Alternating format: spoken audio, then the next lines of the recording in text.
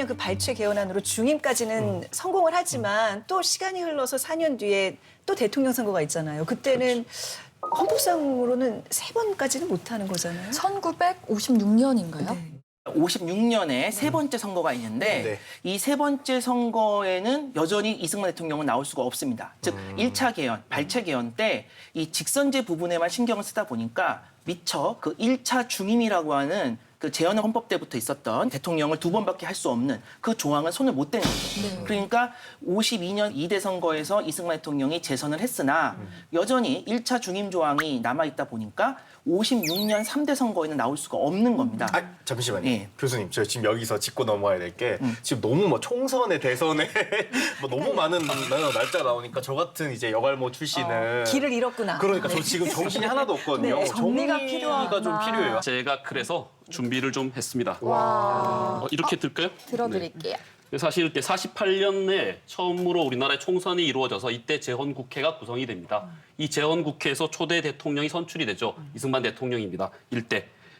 나 이맛 사람 대통령이란 영광스러운 이름을 48년도에 이제 재선을 하려면 재임을 하려면 52년도 대선을 치러야 되는데 이때는 선거의 방식이 간선제였기 때문에 50년에 있었던 총선에서 반드시 승리를 했었어야 되는데 네.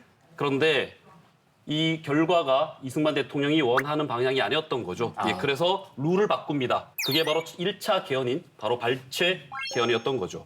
그래서 여기에서 이제 2대 대통령으로 당선이 됩니다. 그래서 52년 대선에 당선되고 난 이승만 대통령은 한 번 더 하고 싶었습니다. 네. 예, 그래서 3선이 되어야 되는데 이때 가로막는 것이 뭐였냐면 바로 헌법이었습니다. 헌법은 중임만 2번만 허용했지 3번 연임을 허용하지 않았습니다. 예. 그래서 필요한 것이 뭐? 개헌? 예, 요때 국회의원들이 개헌을 해야 되는데 여기서 등장하는 것이 바로 아, 우리 아까 처음에 얘기했던. 네네. 4452 개헌입니다. 오늘의 네네. 타이틀이 드디어 나왔습니다. 등장하네요. 듣고 보니까 이승만 대통령의 그 마음을 알 것 같아요. 이건 마치 놓치지 않을 거예요. 이런 느낌이에요. 저는 약간- 권력 놓치지 않을 거라는 아, 느낌. 네. 그러니까 저는 권력을 잘 모르는데 한 번 그 권력을 쥔 사람들은 그 맛에 확 빠져드는 것 같아요. 지금 빠져 계신 것 같아요. 아니야.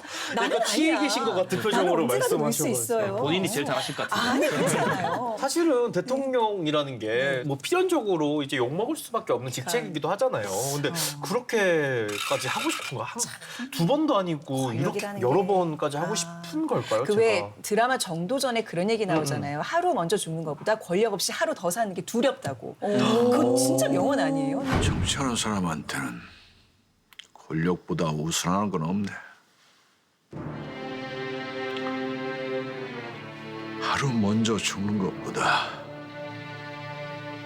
권력 없이 하루를 더 사는 것.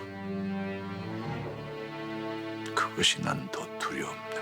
그렇게 권력이라는 건 한 번 빠져들면 헤어날 수 없는. 이승만 대통령은 그거에 취해 계셨던 것 같아요. 자, 그래서 이제 56년 대선을 앞두고 있는데 헌법을 또 바꿔야 돼요. 어떤 식으로 이렇게 바꿨나요? 근데 재미있는 게 헌법 개정안을 보면은 1차 중임 조항은 그대로 있습니다.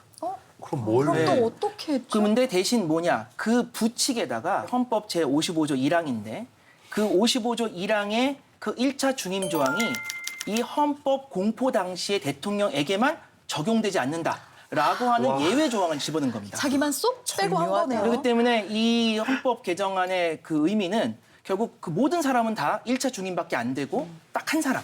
그 공포 당시 대통령은 이승만 대통령밖에 없거든요. 네. 그 이승만 대통령 단 한 사람에게만 예외를 주는. 그래서 그 연임에 어떤 제한 없이 계속 무한 출마, 종신 출마가 가능한 길을 열어주는 그러한 내용으로 되어 있습니다.